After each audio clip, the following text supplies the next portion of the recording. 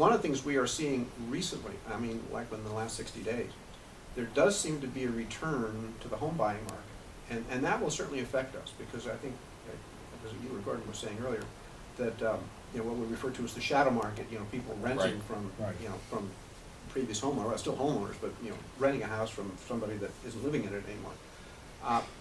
I think we've sort of run the gamut on a lot of that. I mean, there's still some of it going on, but it sounds like with interest rates still at record lows, and people are feeling a little bit better about the economy, there does seem to be more home buying going on.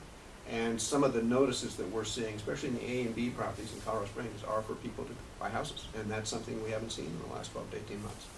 So that will affect us also. Now, of course, the Fed signals part of the reason those interest rates are so low, of course, is that the Fed's been buying up all those mortgage-backed securities. Right. And that $8,000 tax credit is coming to an end. Yep. The realtors are frantically trying to get that renewed. No, that's right, because everybody says, and they're probably right, these record low interest rates are just not going to last.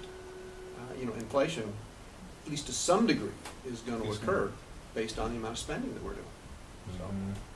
So is the single family, I mean, you've touched on it a little bit, but does the single family rental market continue to be a big factor in both of these cities?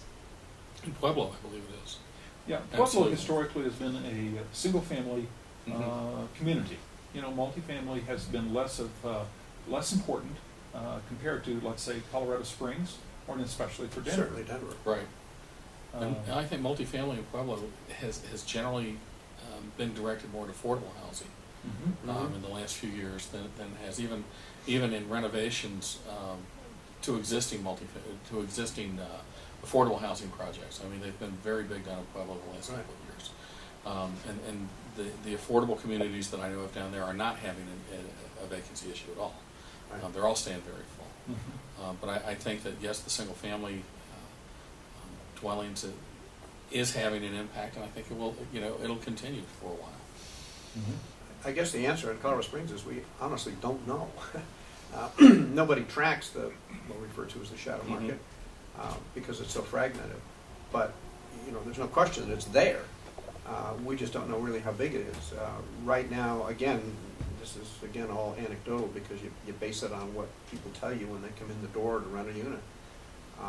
And frankly, when we actually went, I was actually part of the city's delegation to Fort Hood when we went down and actually talked to the troops. And it's interesting that I won't say the majority, but a large percentage of them said, we don't want to rent an apartment, we want to rent a house. Because we live in a house down here, we don't think we can sell it. When we come to Colorado Springs, we've got 3 dogs, 5 kids, and or whatever, and so an apartment doesn't make any sense, so we're going to try to rent a house. So that's a factor.